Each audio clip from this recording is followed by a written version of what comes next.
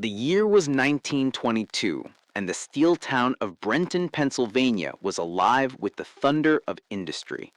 Smokestacks clawed at the sky, belching black clouds that blotted out the sun. Men with soot-covered faces marched to the factories each morning, lunch pails in hand, their shoulders stooped beneath years of labor. Among them was Edward Mallory, a man whose name carried weight in Brenton.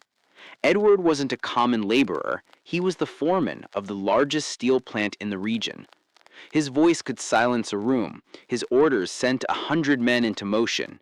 He was respected, even feared, not because of kindness or understanding, but because of his unshakable certainty. Edward prided himself on never being wrong. His word, in his mind, was law. Edward's certainty was both his crown and his curse. He walked with his chin high, his steel-gray eyes darting like blades, daring anyone to question him. In the taverns at night, when men played cards and swapped stories, Edward rarely joined in. If he did, his contribution was sharp correction. "No, that's not how it happened. You've got your facts twisted. I know better, and that's final." The men would quiet, not because they agreed, but because they'd rather avoid a pointless battle. Even his wife Margaret had grown weary of his stubbornness. Their home, a modest 2-story with ivy crawling up its walls, was often filled with silence. When she tried to offer advice or perspective, Edward dismissed her gently at first, then curtly, until she stopped offering at all. To Edward, being wrong was weakness, and weakness was something he had sworn never to show. But beneath the steel of Edward's pride, the factory was beginning to tremble. New methods were being introduced in rival plants, more efficient ways of smelting, safer ways of handling molten steel, cheaper systems for transporting goods. Edward heard whispers of these changes, but scoffed at them. "Nonsense. We've been doing it this way for 30 years. If it was good enough for my father, it's good enough for me." His engineers brought him reports. Young apprentices suggested improvements, but he brushed them aside. "You don't understand the business like I do. Leave it."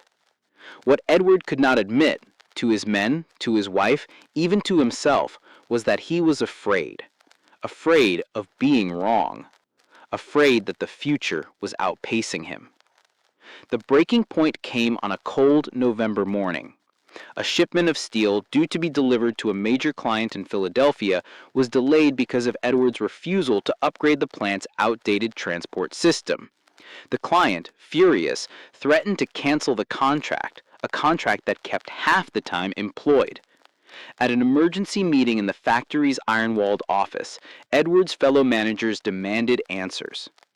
"Edward," one of them said, "we told you weeks ago the old carts wouldn't hold up. We needed to switch to the new motorized lifts. Why didn't you act?" Edward bristled. His jaw tightened. "Because those machines are untested. Because this way has always worked. Because I said so." His voice echoed like a hammer strike. The room went silent, but the silence was not respect. It was dread. News spread quickly. The workers whispered in the break rooms. Wives gossiped in the market. Brenton was a town where one man's failure could ripple across 1,000 lives, and now the ripples of Edward's pride were crashing into every home. Margaret confronted him that evening. Her voice, usually soft, trembled with urgency.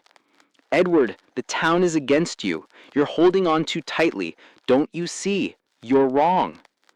He turned on her, his voice sharp as steel. "Wrong? I'm never wrong. They just don't understand me. They'll see in time." But when she left the room in tears, Edward sat alone by the fire, staring at the flames.